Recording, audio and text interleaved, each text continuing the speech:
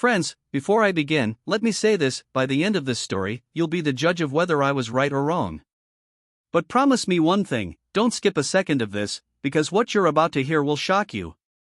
And if you love true stories of betrayal and revenge, hit that subscribe button right now. Trust me, you won't want to miss what's coming next. My wife, Sarah, casually said one evening, "We're planning a girls' night out, just us ladies, no guys allowed." I smiled and agreed. After all, trust is the foundation of any marriage. But deep down, I had my doubts. Sarah's phone was always locked, she laughed at texts I never saw, and her office colleague had suddenly become a name that slipped into conversations far too often. That night, while she was out, I sat at home. But what she didn't know was that her car's GPS app was still linked to my phone. We had installed it years ago for safety. My heart sank when I saw she wasn't at any girls-only cafe or lounge. Instead, she had driven to a fancy rooftop bar downtown. Curiosity turned into rage when I opened the bar's public Instagram stories. There she was, my wife, on the dance floor, laughing, hugging, and swaying cheek to cheek with a man I had never seen before. My hands shook, but I didn't yell, I didn't storm out. No. I knew in that moment that I wasn't going to explode, I was going to plan. By 3 a.m., she stumbled back home. Tipsy, lipstick smudged, wearing a perfume she had never once worn for me. She smiled casually. "Oh, you're still up?" Girls' night was wild. I forced a smile. "Good, hope you had fun. Get some rest, we've got breakfast tomorrow." She looked at me, confused. Maybe she expected jealousy, maybe anger. Instead, she got silence, and silence is far more dangerous. The next morning, as she sat at the table sipping her coffee, I turned on the TV. My laptop was connected. And suddenly, the same Instagram story clips played across the screen. Sarah froze, watching herself dancing, hugging, enjoying her so-called girls' night. Her hands shook, the cup slipped, spilling coffee across the table. How did you get this?" she stammered.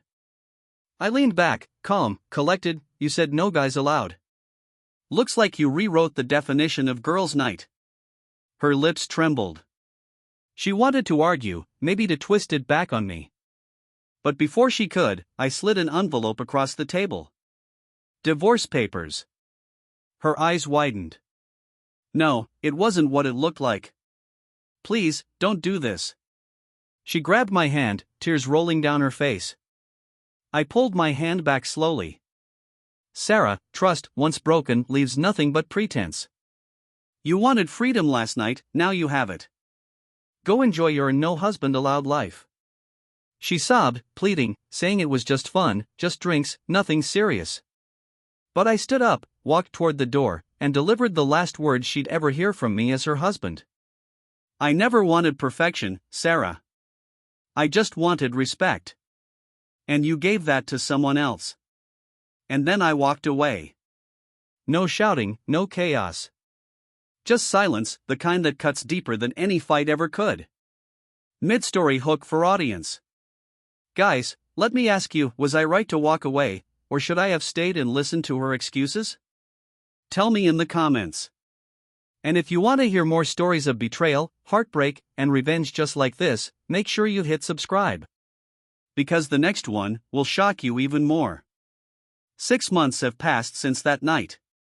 I built a new life, focused on myself, my health, my peace.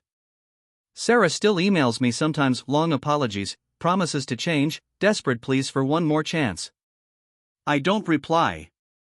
I save them in a folder I'll never open again. Because sometimes, the coldest revenge isn't screaming, fighting, or exposing someone.